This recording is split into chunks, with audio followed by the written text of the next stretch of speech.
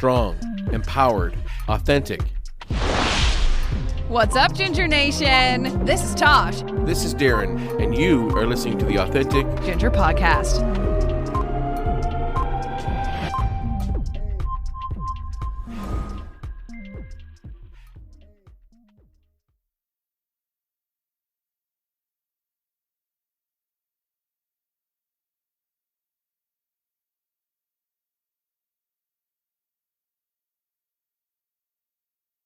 Welcome to the Authentic Ginger Podcast. I'm Tosh Taylor. And I'm Darren Roach, and we're excited to have our guest on today, Don. I've met her before. Katy Ford is an actor, model, and TikTok creator, and also filmmaker, and also everything else that I can't wait to get into. I want to welcome Katy to the show. Welcome to the Authentic Ginger Podcast. Katy, how's it going?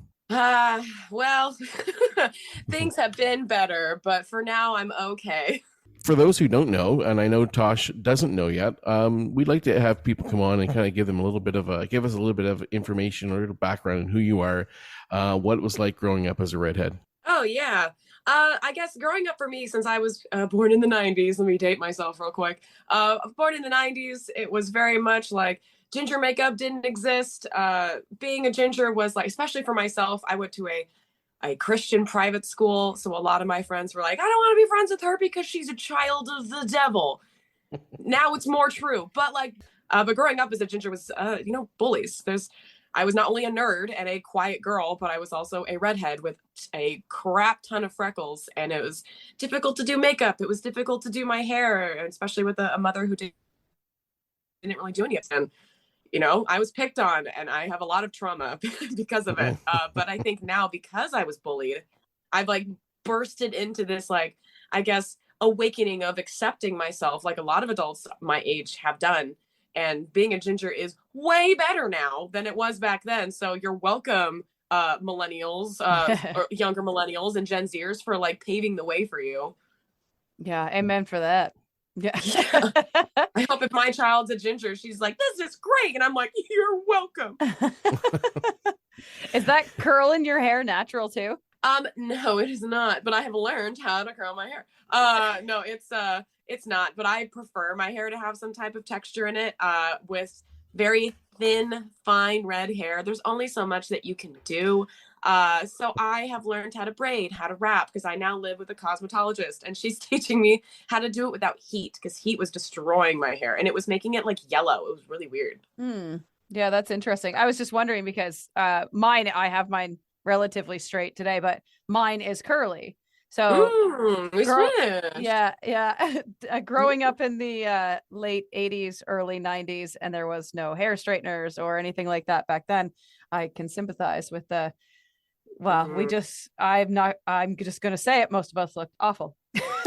Yeah. Not all of us were that cute girl in that love 90s teenage movie where it's like, oh, my hair is wild and curly.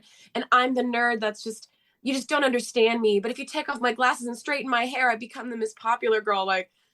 That's what we all wanted to be, but none of us could be that girl. It's true. So you were made fun of. You were bullied. You came through it, and might I say, came through it. I mean, you just kind of, like you said, you just kind of burst onto the scene in your own way. Whether it's in Los Angeles or San Diego, which I'm not sure which one you're living in now, but you did the whole thing, right? So and so now you. I mean, I've known you. I've watched what you're doing. You're an actor, you're a model. Which comes first? The order of which I do my hustles, Yes. The order of importance, as you will. Honestly, that changes and has been changing the last few years because, 3 years ago, I would have been acting, hands down, 100%, because that was what I wanted. And it's, let me rephrase, it is still what I want. Yes. But as I am getting older, I'm 30 now. Whoa. As I'm getting older, it's just I want to start a family. I got married a year ago. I've just got so many other priorities that I'd like to prioritize. And acting is just one of those careers where if you make it, you never know when it's going to happen. It's 20% who 10% talent. The rest is money and luck. It's not something that you can really, you can work yourself into it and you can work really hard and get these goals, but it's just it's a 1,000 no's and a 1 yes type of industry. Right. And I have a following now, which does help. I now have management and agencies and a bunch of other things I didn't have a couple of years ago, just because I have a following now. Right. Which is great. But getting the following, keeping the following, posting 5-6 times a day is the most stressful and mental health reducing thing I've done in my entire life.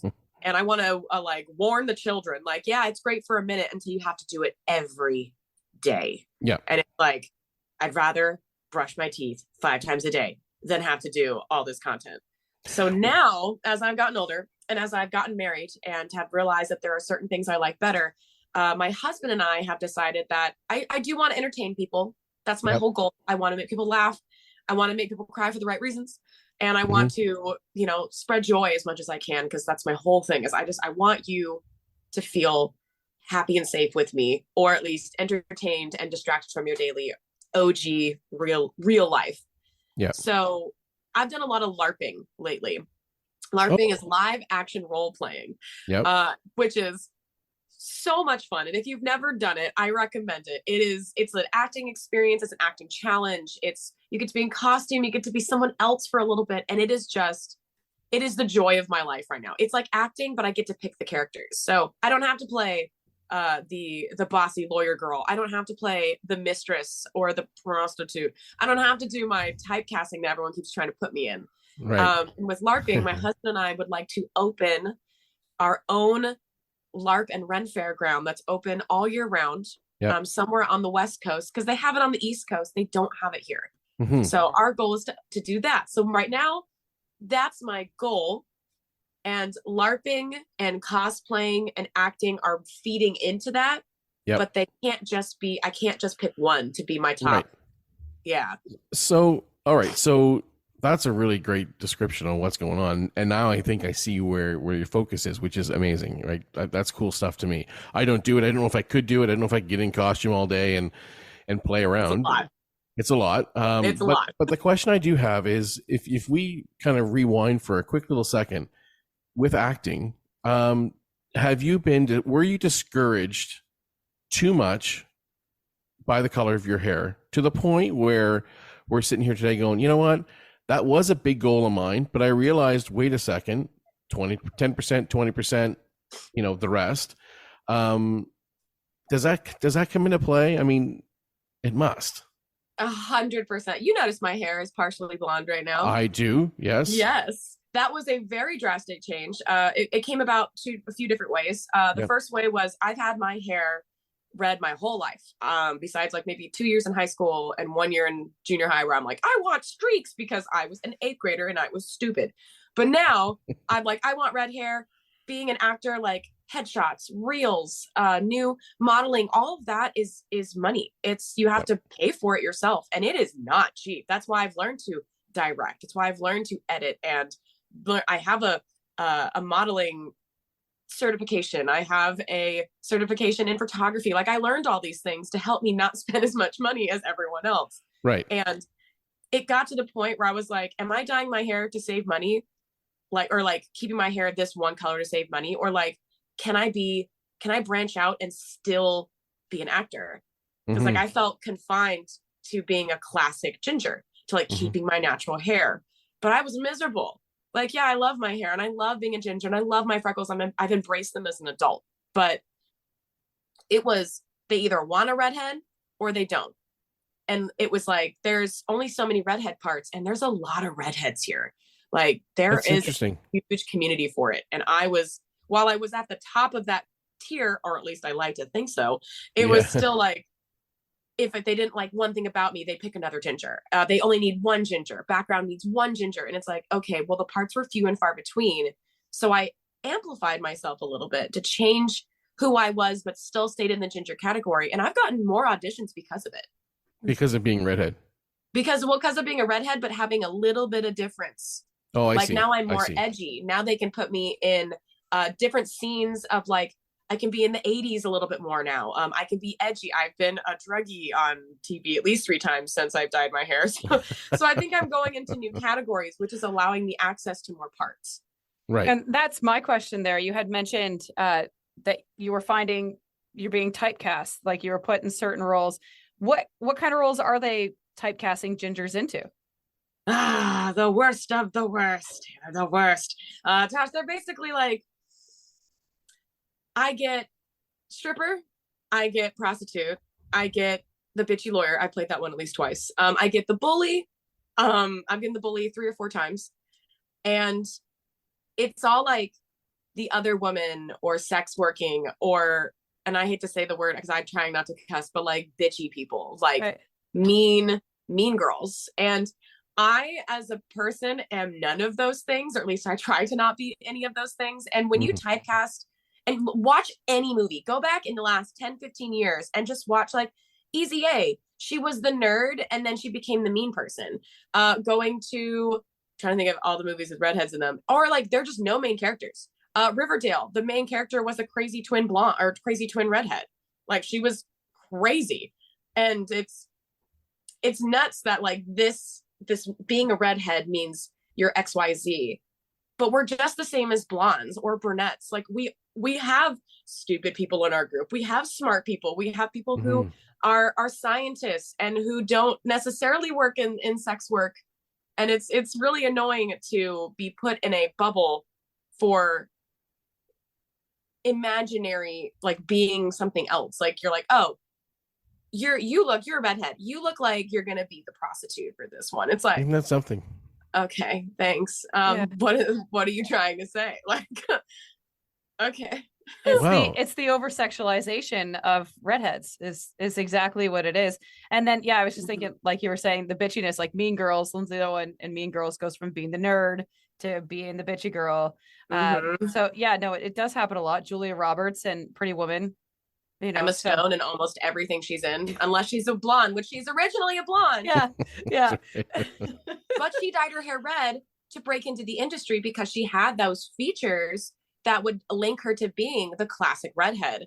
And I have tried to do that route. That's what I did. And I was like, okay, I'm just going to go straight to being myself and trying to do these redhead roles as a classic original redhead. Like I'm authentically myself.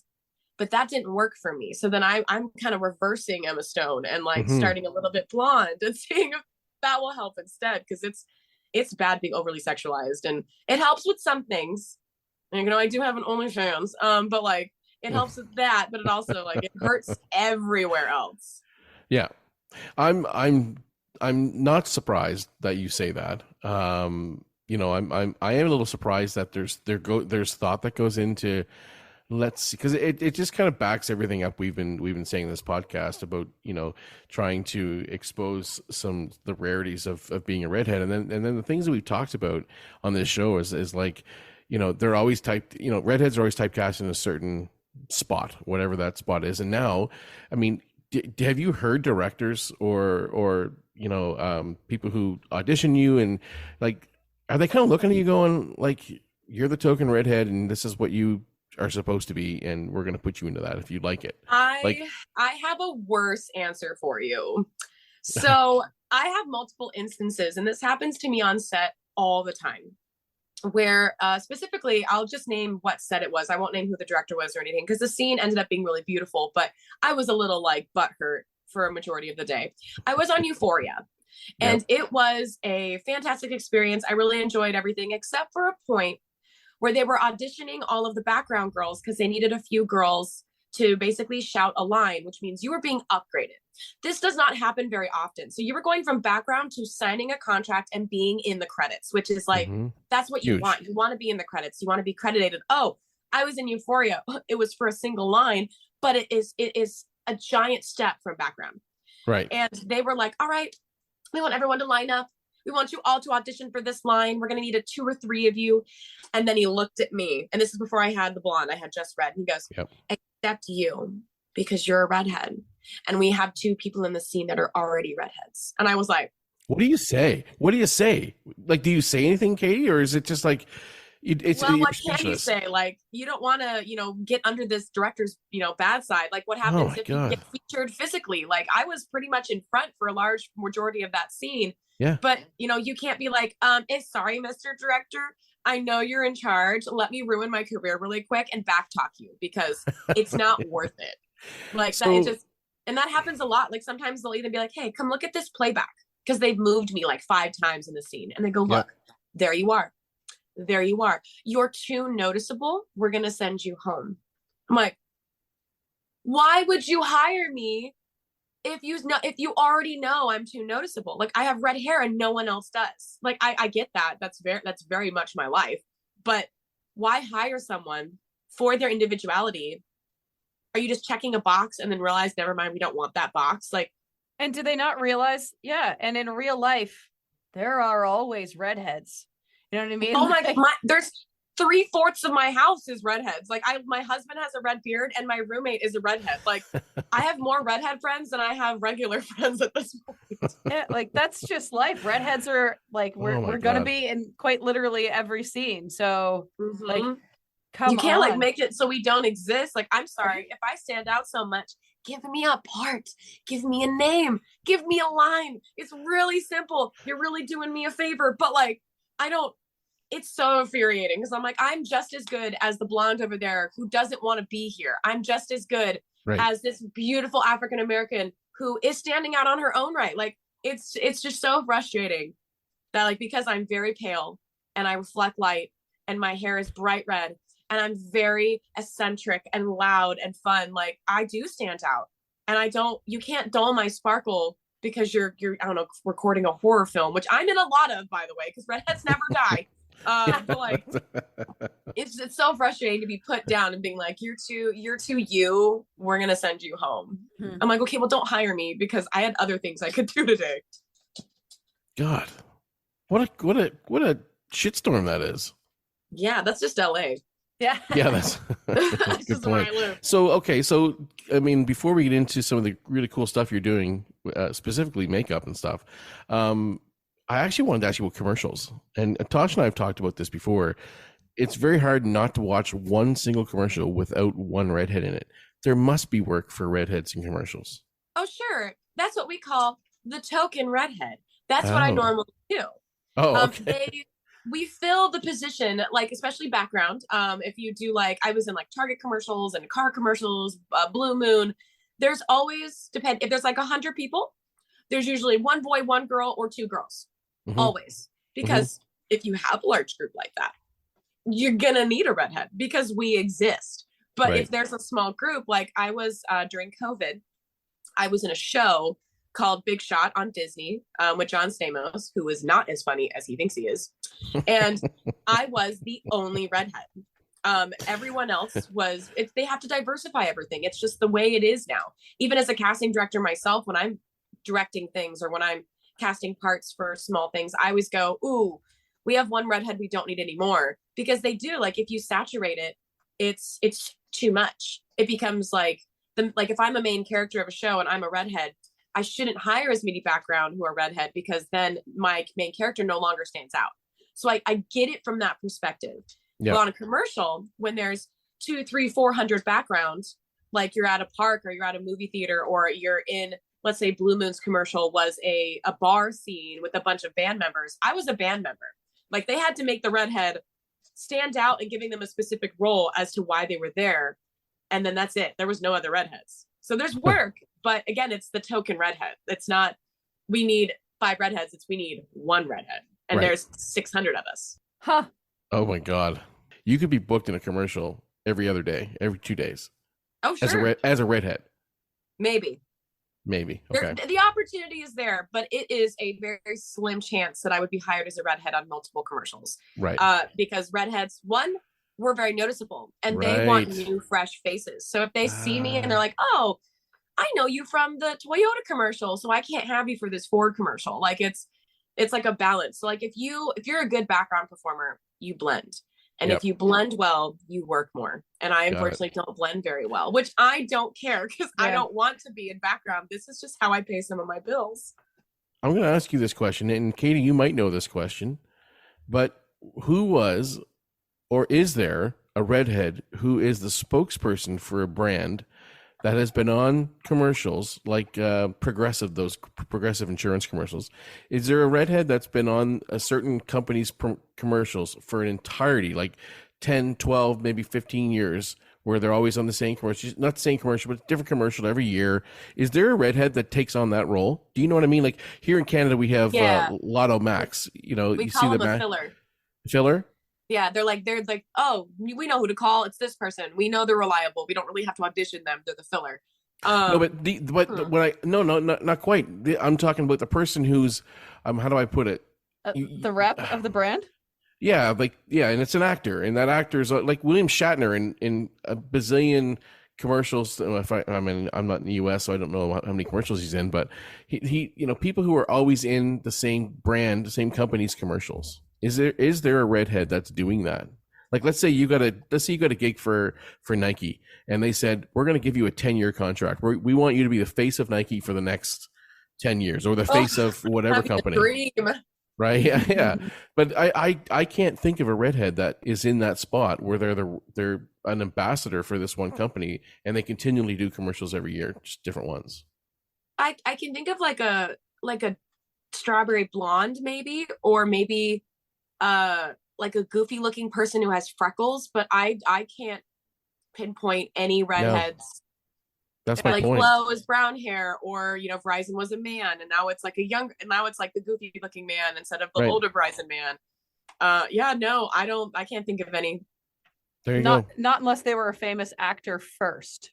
You got to think about it this way too, because I'm also thinking this from a casting director perspective. Mm-hmm. If you're doing a brand for something, you want people to buy it, and you want people to go, oh my God, I look like Flo. I look like an average American. I look like a, brown hair, white skin. Like, that's going to hit the ducket more than a standout freckled redhead. Because there's only so many of us, even though there are many of us, there's less of us than there is blondes. There's less of us than there are brunettes. And right. you want people to go, that looks like me. I want that.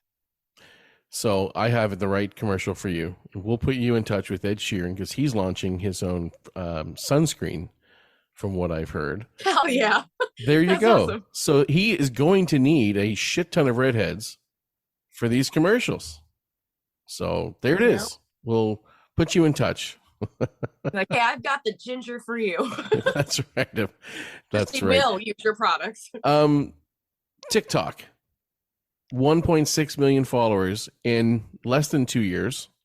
Taj, I'm not sure how many of these photos you've seen or these videos you've seen, but you are done up quite amazingly. I'm assuming it's you have a cosmetics person.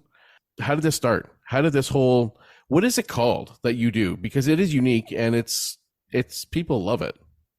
I've kind of rebranded myself over the years, because before it was just like, I want to be funny. We're in COVID. There's nothing else to do.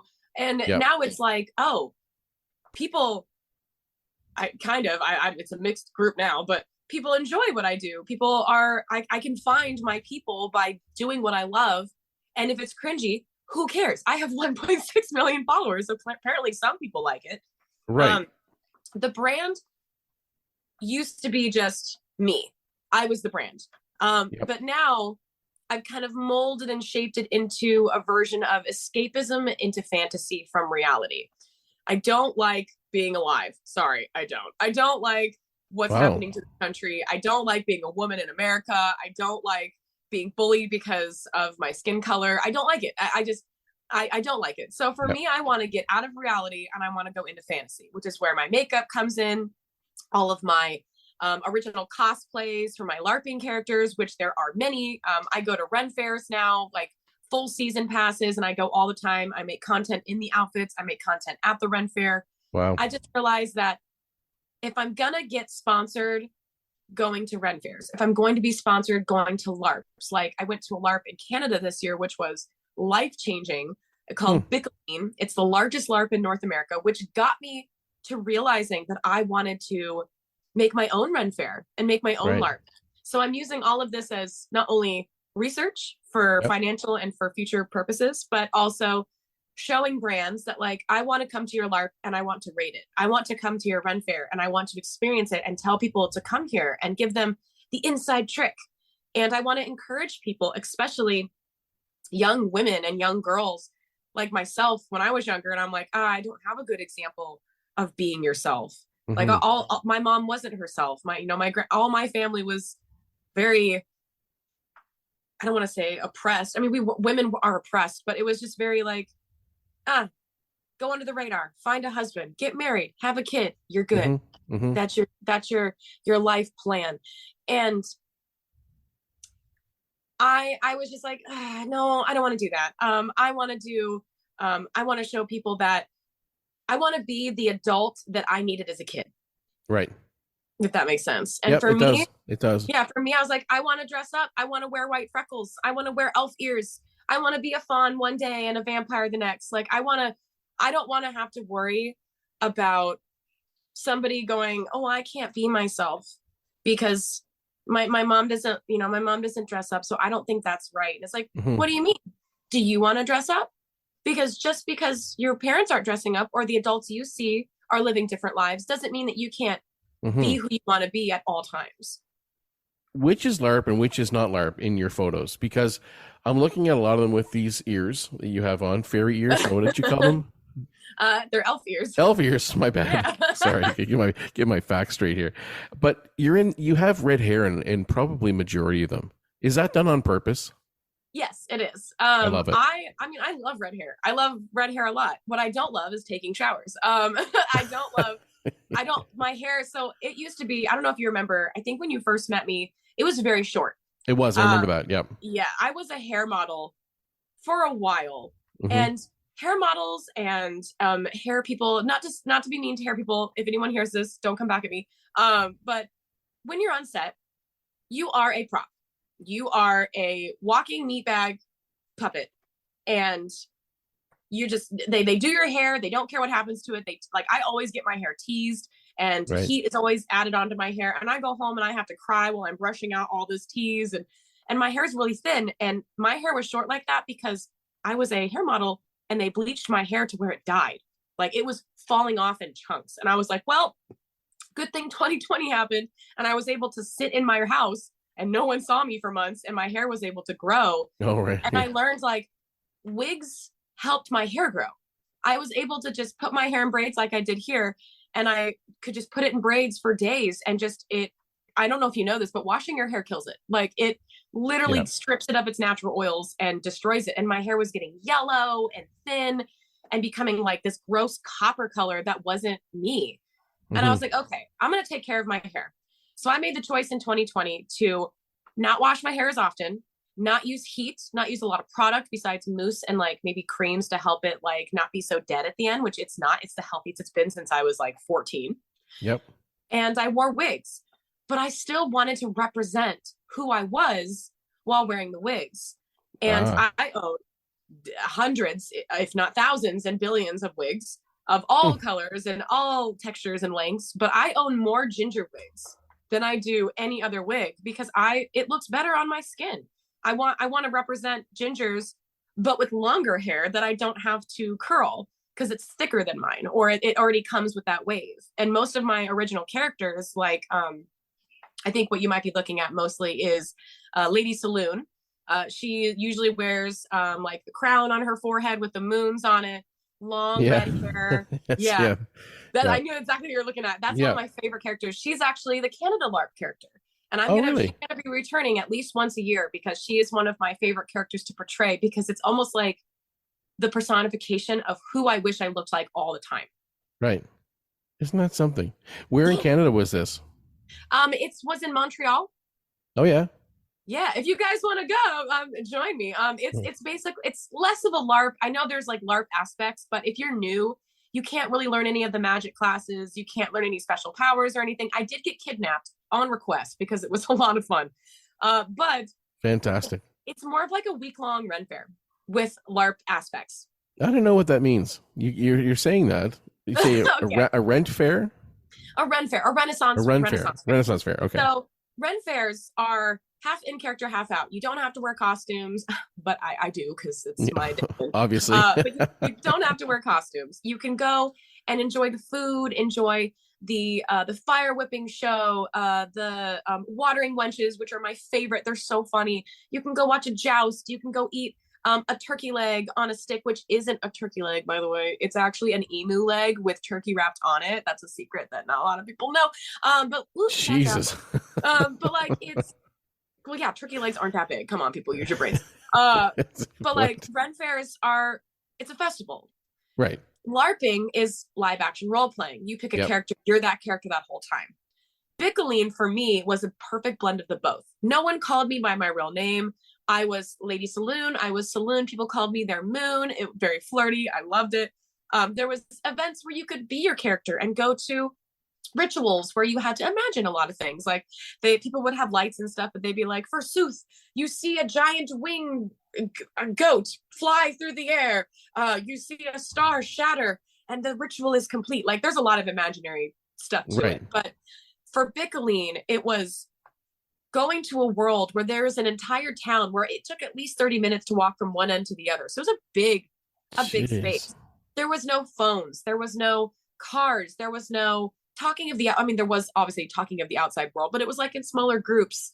But there was also troll ball and like weightlifting competitions and going and having the Grand Fatale, which is a giant battle 3 times a week where everyone goes and hits each other with arrows and foam swords. And you get to like have that element, and you get to be in costume, which is the best part for me, because I just love costumes more than anything. I have more costumes than real clothes. Do you find when you go to like these Ren fairs or these LARPing events, do you find a lot of people are dressing up as redheads in their costumes? Good question. I love that. Yeah, I mean, I notice it more often, and I find that when I wear a wig that's not red hair, like they go, wow, you're so pretty, like blah blah, is that a wig? And I go, yeah, I'm a redhead. They go, you're a redhead under that? Like, yeah, which is why I started wearing more red hair, because I'm like, well, I'm a redhead, I'd rather just own it at this point. Like I'd rather that than explain to people that I'm not, dark hair, because I just know how to hide it. You could just color your eyebrows a different color and everyone thinks you're whatever wig you're wearing, which is hilarious. But I've noticed a lot of cliches. Like if you're a fox fae, you have orange or red hair. If you are a demon, you have red hair. Like I've noticed, like it's almost like typecasting but LARP casting. Like most people who play foxes have that color, most people who are demons have that color. If you like, I play in one of my main LARPs that I've been playing for 4 years.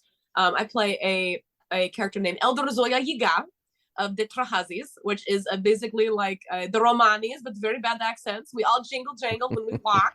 But I have black hair, and people think that's real until I rip my wig off at the end of the week, and it's red, and they're like, I didn't know you were a redhead. And I'm like, well, now you do. And everyone goes, well, that's so, or they meet me as Cruella, or they meet me as Saloon, and they're like, oh wow, that's not your real hair. That's crazy, because it looks real. Yeah. It's crazy. That's wild. Yeah. It sounds like so much fun. It's so much fun. I recommend, especially for kids, I recommend a Ren Fair is a good start. I would say that's like level 4 on 10. Like that's like you get to go, you can wear whatever, kids are welcome. There's rides and games and there's shopping, and it's amazing. And then you go up to like level 6 or 7, and you've got like a LARP where you have to be a character. Sometimes there's drinking involved. So there's, sometimes there's 18 to 20, 21 age limits. And then you go like to Bickling, where it's every family member is welcome, but everyone's in character all the time. There's full on battles. If you get hit in the arm, your arm's gone. You get hit in the head, you're decapitated. You got to walk back to the starting point and come back. It's like a video game in real life. Wow. And it teaches kids like battling techniques and like how to interact with people. It's like school, but better. No bullying, because everyone's different, and it's great. And everyone wears costumes, so like it teaches you could be yourself or be someone you want to be. And I see a lot of people trying to be redheads, so it's well, that's good. That's really good. Right. Yeah. Try it on for a day. That's Is there a stigma attached with that? With what you do in LARP? Like being a redhead or being no. I think more or less being a LARPer, because those, when I think of that, I think, oh, okay, so you probably play Dungeons and Dragons. So I'm typecasting right now. You probably play Dungeons and Dragons, which I know you have. I know you're big time into the role playing games, or you used to be. But there's drama there. Okay, so that's that. But I still do play, and I have a tattoo of a D20 on my hand. I still play, and I have been invited recently to play another live game. I'm very nervous because of the drama. But I've spoken with the leaders of the group, and I was like, are you aware of the drama? And they said, yes, we did our own research and we don't find you at fault. So we want you to play because you're a good player. And I cried. I cried so hard because I just want to play this goddamn game. Yeah, you're gonna be the coolest mom. I know, right? I'm so excited. My husband's been talking about kids a lot lately. And if it wasn't for me knowing I'm Scottish and I'm probably going to bloat like a horse and a few other, like, you know, we don't have health insurance because, you know, we're in LA and our rent is $5,000. I'm excited to be a mom. We'll just don't know when that's going to be. Right. Where can people find you online? Well, Where would you like people to find you online? Because I know you have several handles. I do. Well, I have a master link now, which I recommend anyone who is trying to be an actor, an influencer, anybody who just wants to be online. I recommend doing this. It's the best step toward everything being all in one place. I have a beacons link. That's beacons.ai/freckled hobo. If you click that, you'll find everything from rated R to rated spicy, or not rated R, rated G to rated spicy. It's there. Help me pay my rent. But it's you can find me there. We do have a few things on Critical Films YouTube coming out. I just released a short called Brood that I was in and I directed. It's my first directing debut. So if anyone wants to go watch it, I won't be upset. Yeah. That's right. Yeah, you know, follow me on all the things. And Almost Famous is another series, comedy series that you did that people should go check out too. Famous. Well, Becoming Famous, sorry. Unfortunately, we're putting that one on the back burner for season 2. There was some drama with my other co-star who was my best friend, and we are no longer friends. Okay. That's a whole nother thing. Unfortunately, not my choice. That was not by my choice. They decided, and this is, I can only speculate because we haven't even had a conversation about it. It just kind of happened. But they decided that their content was more important than our friendship. And I can't really see us pushing forward on season 2 Becoming Famous until either that is resolved or we have rewritten it to the point where everyone's happy, because I don't want to step on anyone's toes. I don't want to hurt anybody. I just want to create content, and we're writing a different show called No Cool Kids that will be featuring a hot redhead as one of the main people for this the Scum and Villainy Star Wars bar, and it's going to be about the regulars that go there. So perfect. Love it. Well, you just heard everything to do with LA. So by all means, never move there, folks. Yeah, don't unless you really need to be here. Like, don't come here. They'll take all your money, all your mental health, steal your dreams, parties, the whole thing. But that's about it. Yeah, that's right. Well, that's great. Listen, Katy, thank you so much for this. I've been waiting a while to have this conversation. 100%. And if you want to be authentically yourself, call Katy. She is taking you as a new client at any given moment. Thank you very much. You've been listening to the Authentic Ginger podcast. Enjoy the rest of your day. You've been listening to the Authentic Ginger podcast. Become a part of the Ginger Nation by liking, subscribing, following, and leaving a review wherever you listen to podcasts. This podcast was produced by Tosh Taylor of the Podcast Hub Productions. Find her online at podcasthub.ca.